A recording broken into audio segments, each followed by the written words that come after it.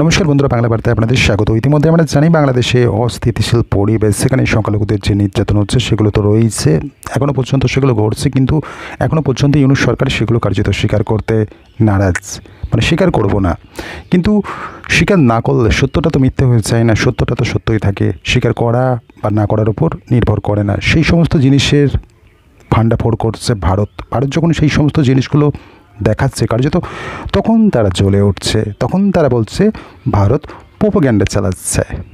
এই সমস্ত ঘটনাকে যখন ভারত একের পর এক সামনে আনছে, তখনই কার্যত বাংলাদেশের সাথে বাংলাদেশের যে সমস্ত মৌলবাদী রয়েছে তারা তো একের পর এক ফাঁকা আওয়াজ দিতে শুরু করে দিল। কখনো কেউ বা বলছে যে 4 দিনে কলকাতা দখল করে নেব, কেউ বা বলছে 7 সিস্টার্স দখল করে নেব, কেউ বা বলছে চিকেন নেক দখল করে নেব, কেউ বা বলছে দিল্লি দখল করে নেব, মানে এই সমস্ত হাস্যকর হুমকি আর কি। তারপর আমরা দেখলাম তারা তো একবারে আজ পারলে আজ কাল পারলে কালই যুদ্ধ করে আর কি, মানে জানলা দিয়ে বাঘ বাড়ার মতো একটা বিষয় তারা হম্বিতম্বি করছে ভারতের সাথে যুদ্ধ করবে তাদের অবস্থান ভুলে গিয়ে। কোথায় ভারত আর কোথায় বাংলাদেশ? দুটো প্রতিদ্বন্দ্বীর সাথে লড়াই হলে সমতুল্য হতে হয়। কোথায় বাংলাদেশ আর কোথায় ভারত? এবং তারাই বলছে ভারতের বিরুদ্ধে তারা যুদ্ধ ঘোষণা করবে, তারা যুদ্ধ করতে মরিয়া। কোনো প্রাক্তন সেনাকর্মী বলছে, বাংলাদেশি প্রাক্তন সেনাকর্মী বলছেন যে 4 দিনে কলকাতা দখল করে নেব। মানে কতটা হাস্যকর, কতটা হাসির পাত্র তিনি হলেন ভারতে, সেটা তার ধারণা নেই। এই সমস্ত হাস্যকর উদ্ভট কর্মকাণ্ড তো তারা করেই যাচ্ছে, হয়তো বা প্রচারের আলোয় আসতে, কিংবা হয়তো ভোট ব্যাংকের পলিটিক্স চলছে, সেটাও হতে পারে, সেটা আলাদা বিষয়।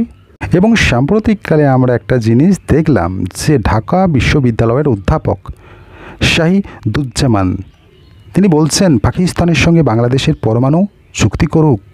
অর্থাৎ এই যে বাংলাদেশ ভারতের সাথে যুদ্ধ করতে চায়, ভারত কিন্তু এই সমস্ত কথা কিন্তু বলছে না, কার্যত ফাঁকা কলসি বাজে বেশি। এই জিনিসটা তো আমরা জানি, ওই অবস্থাটা বাংলাদেশের ফাঁকা কলসি বাজছে বেশি। কিন্তু ভারতের অবস্থান কোথায়, সামরিক দিক থেকে শুরু করে অন্যান্য দিক থেকেও, ভারতের পরিধি থেকে শুরু করে জনসংখ্যা থেকে শুরু করে আর্থিক অবস্থান থেকে শুরু করে ভারতের অবস্থানটা কোথায় সেটা তারা খুব ভালো করে জানে।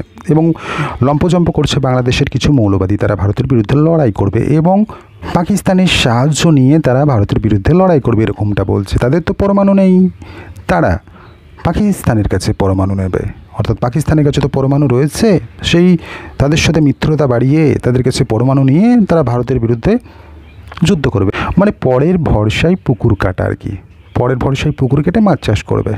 এই সমস্ত কিছুর মাঝেই কার্যত মুখে ঝামা ঘষে দিল সেই সমস্ত বাংলাদেশের মৌলবাদীদের, যারা পাকিস্তানের কাছে পরমাণু নেবে এবং সেই পরমাণু নিয়ে তারা ভারতের বিরুদ্ধে যুদ্ধ করবে। যে পাকিস্তানের ওপর ভরসা করেছিল বাংলাদেশ, মানে আশায় বসেছিল, সেই পাকিস্তানের ওপর এবার দুর্মুষ চালিয়ে দিল আমেরিকা। নিষেধাজ্ঞা জারি করে দিল 4টি সংস্থার ওপর। পাকিস্তানের নতুন ব্যালিস্টিক মিসাইল প্রোগ্রামের ওপর এই নিষেধাজ্ঞা জারি করল আমেরিকা পররাষ্ট্র দপ্তরের মুখপাত্র ম্যাথিউ মিলার একটি বিবৃতিতে বলেন যে ন্যাশনাল ডেভেলপমেন্ট কমপ্লেক্স ও 3টি প্রতিষ্ঠানকে একটি নির্বাহী আদেশে গণবিধ্বংসী অস্ত্রের সরবরাহকারী আখ্যা দেওয়া হয়েছে, তাদের ওপর নিষেধাজ্ঞা জারি করা হয়েছে। এহেন পরিস্থিতিতে পাকিস্তান এখন চীনের দিকে তাকিয়ে রয়েছে, আর বাংলাদেশ তাকিয়ে রয়েছে পাকিস্তানের দিকে।